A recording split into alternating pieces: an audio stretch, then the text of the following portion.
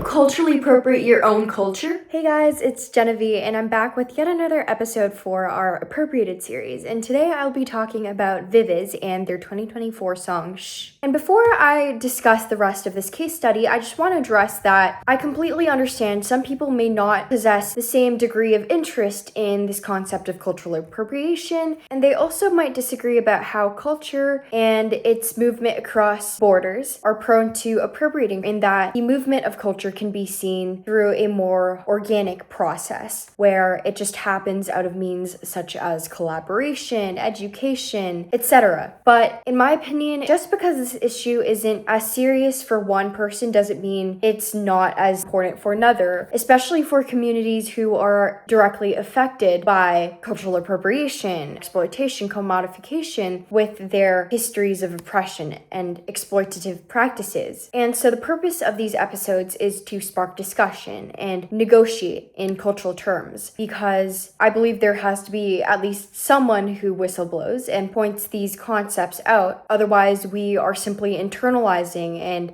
going about these social, cultural, economic structures that are built to help white people reap the benefits of institutionalized racism. So I'd like to encourage you guys to keep the discussions going in the comment section, because that is what these episodes are for. Okay, to start off, who is Viviz? Active from 2022, Viviz is a subunit of GFriend, and they are a group whose early discography leaned heavily into very youthful, traditional K-pop styles. Not to say that K-pop is a pure genre that comes directly from Korean culture. For years, they maintained a soft, girlish concept that K-pop has built entire careers on. So when Viviz's Shhh showed up with Afrobeats-influenced choreography, it landed right in the middle of the 2024 global surge in Afrobeats. And this is the same wave I talked about with Le Sserafim Smart in the previous episode. And their song Shh is the title of their album Voyage, which was released in 2024, November 7th. And the song borrows from genres such as soul and R&B. So if I am to follow my same appropriation score and framework as my previous episode where I explored Le Sserafim Smart choreography,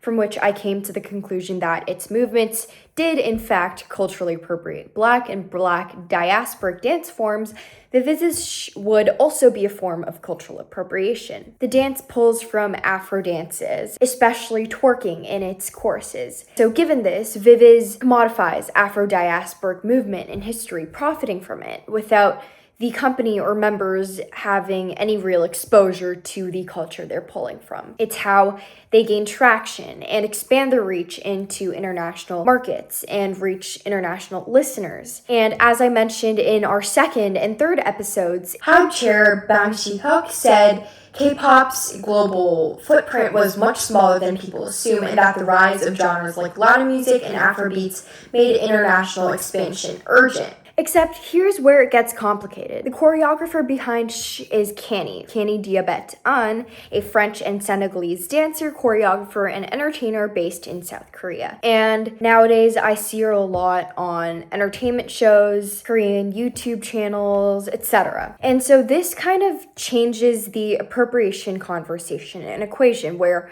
cultural appropriation by definition requires taking elements from a group you don't belong to. I feel like I don't have a proper understanding of cultural appropriation, but if you were to ask me to interpret it like on the spot, it's like when people take anyone's culture in general and kind of using it as a commodity, because like cultures are like means of living, and when it becomes a commodity, it kind of cheapens the entire like deal and history that comes with these traditions. But if Kany, a Senegalese choreographer, is the one building this Afrobeats rooted choreography, you can't exactly call that appropriation in the traditional sense, in that she's not an outsider borrowing from a culture that isn't hers. But that doesn't exactly undo Viviz's actions of performing twerking and Afro-style movements for profit and visibility. So in other words, it doesn't exactly make the picture clean, because insiders can still misrepresent, commercialize, or stereotype their own culture. This is a different problem than appropriation, but it's not nothing, because selling and repackaging traditional or culturally significant movement without care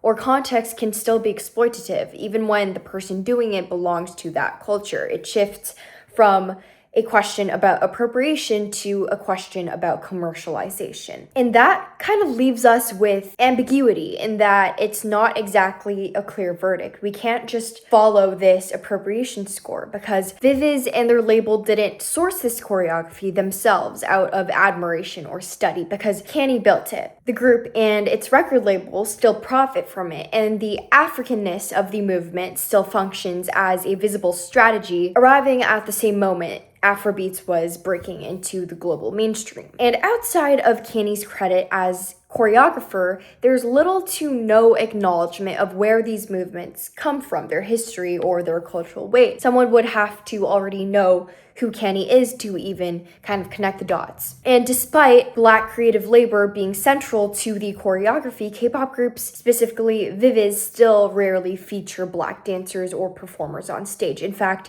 all of their back dancers for this choreography are Korean. So essentially the labor is there, but the representation isn't. That brings us to the question, does Kany's involvement mean this is fully fine collaboration rather than extraction, or does the absence of Black visibility on stage paired with minimal public acknowledgement of the culture being drawn from mean something is still being commodified even with a Black choreographer at the center of it? I wouldn't exactly say there is a clean answer, yes or no, to this. And that's kind of the point of the episode. And also, additionally, this is a pattern I want to point out in the K-pop industry where the presence of Black figures who support the production of these K-pop songs and choreographies is pretty common in the K-pop industry. It's not just choreographers, but producers too, in that Kany is one out of several cases where Black creators are directly involved in building the thing that later gets called appropriation. And this shows up across K-pop and makes the picture a little messier than it looks. For example, you could take Jay Park's 2023 single Why. This is evident in Jay Park's discussion of the track where he explicitly frames the Afrobeats incorporation not as a cultural choice, but as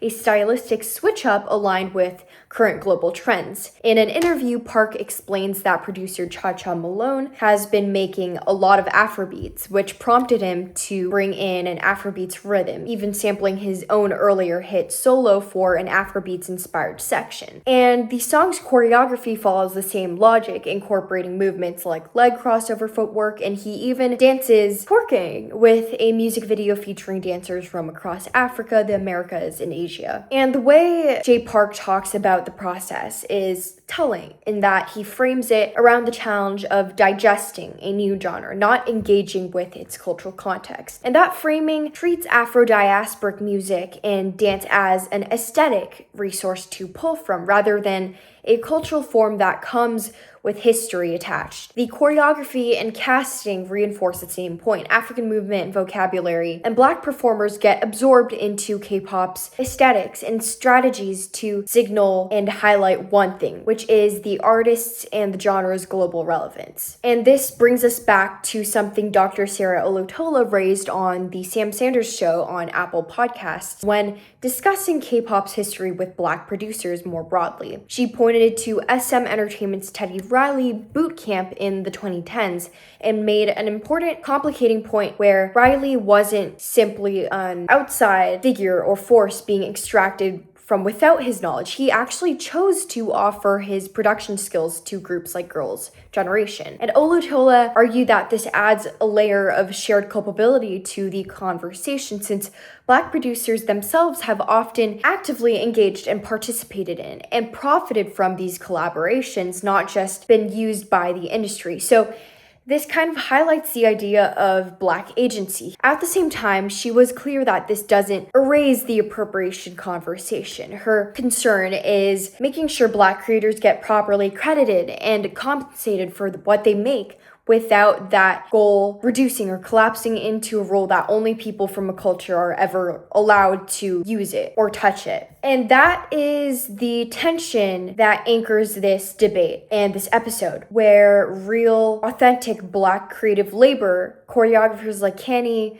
producers like Cha-Cha Malone and Teddy Riley, is often inside and involved in the process, sometimes by their own choice and for their own benefit, which means the appropriation problem, specifically in how it often produces misinterpretation and could lead to misleading understandings of sensitive histories and cultures, isn't really something that artists, producers, or choreographers get to fully control or resolve on their own. It's largely downstream and up to the discretion of the audience, where listeners and viewers who don't know the history of these movements or sounds, often calling K-pop purely Korean or assuming an African dance movement originated in Korea because that's where they first saw it. Sometimes people creating the work often do understand what they're drawing from, especially given that these people I'm talking about are Black and part of the African diaspora. It's the consumption of the work, stripped of context, that does most of the consolidation and the erasure and perpetuating the narrative that Blackness is a monolithic identity, which is exactly why this can't be answered with a simple yes or no or analyzed through a binary, because it depends on who's involved, what they intended, the authenticity of it, who's watching, etc. And this isn't just about one choreographer. To understand why this feels uncomfortable even when an insider is involved, it helps to kind of look at why Black cultural movement carries this weight in commercial spaces at all, and why the irony runs a little deeper than one choreography credit. Dr. Jemima Pierre's work on the institution of slavery describes the plantation complex. And the plantation complex was a system that combined enslaved African labor, European capital, technology, control over land to mass produce commodities, sugar in particular, for European markets. And as she frames it, the plantation complex is part of what defines the capitalist system itself, not just a brutal chapter or history that happened alongside capitalism's rise. Slavery and capitalism, in her framing, go hand in hand. And to provide additional context, Brazil became the first great model of this system, and by the late 1700s, enslaved Africans made up roughly half the population there. The French Caribbean colonies followed the same blueprint, outproducing both Brazil and the British colonies in sugar and coffee by the mid-1700s. And this drove European economic growth. Dr. Peter James Hudson, an assistant professor of African American Studies and History at UCLA, builds on this by describing that capitalism at its foundation was never neutral or race neutral. As he puts it, quote, "At the bottom, capitalism was always about race and about white supremacy." He reframes the traditional Marxist class conflict lens through a racial one, pointing to George Padmore's concept of the Black proletariat and W.E.B. Du Bois' dark proletariat as standing in direct opposition to a white supremacist capitalist order. And this is further extended by Dr. Hudson's examination of capitalism's own supposed foundations with private property, competition, freedom of choice, and arguing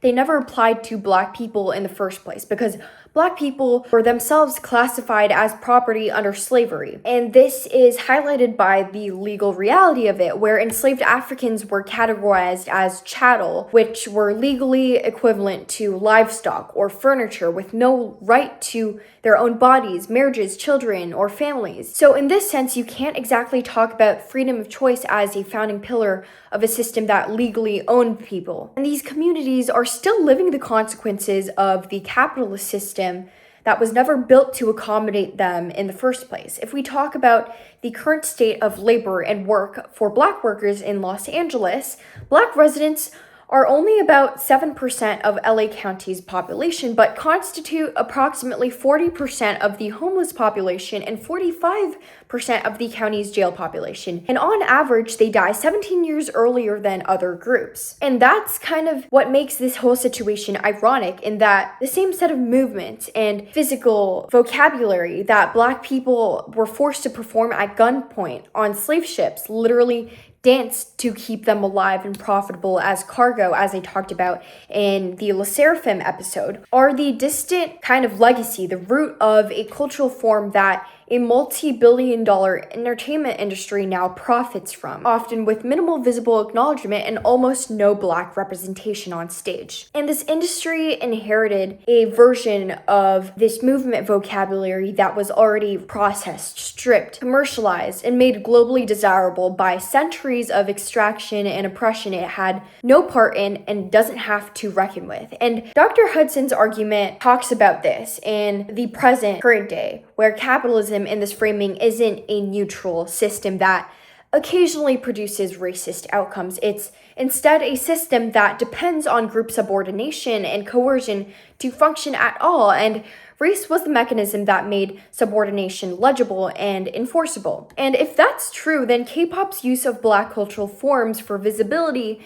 and profit isn't a new problem, because it's the same extraction logic where the industry gets the aesthetic value of Blackness, with its sound, its movement, its coolness, and the global market power, especially seen in 2024, without the K-pop industry necessarily needing to credit or include or pay or look into the people and communities, cultures whose ancestors built that value under conditions of total oppression and unfreedom. By the way, this intellectual framework, part of the broader racial capitalism studies, is not a universal claim about economics, but it's a useful lens in this case study, in that it's the reason Black cultural and physical labor has historically been extracted for profit without full credit and ownership, and why that pattern, even now, when a Black choreographer is directly involved, doesn't just disappear in a thin air because one person in this process is an insider of the culture, the community. The system profiting from the labor is still the same K-pop industry built from Black culture, still overwhelmingly non-Black in who's on stage, still deciding who gets visibility and who stays behind the scenes. So ultimately, this leaves myself and this case study with some questions I don't exactly have easy answers to. Number one,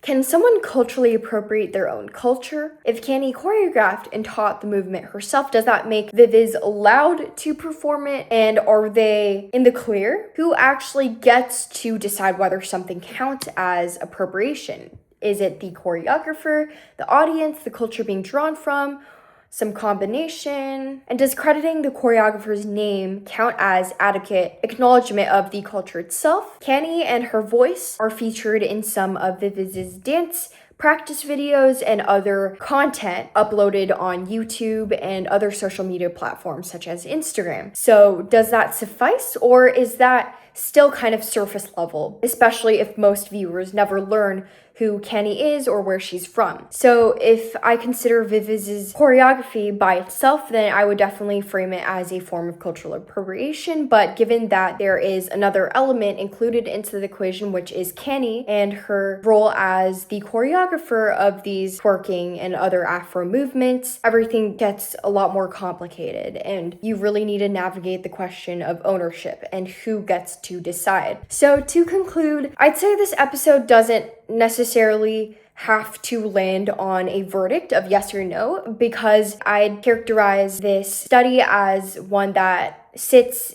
in the ambiguity of how K-pop choreography actually gets made, with Black choreographers, producers, creators behind the scenes frequently involved in doing so with their own willpower and agency, even when that involvement isn't necessarily as visible to the audience. So for our next episode, I'm shifting focus to the choreography process itself, starting with the media case study by Cocoa and Butter to look at what genuine collaboration and inspiration can look like, especially in the dance scene. Thank you guys so much, and see you in our next episode. Bye.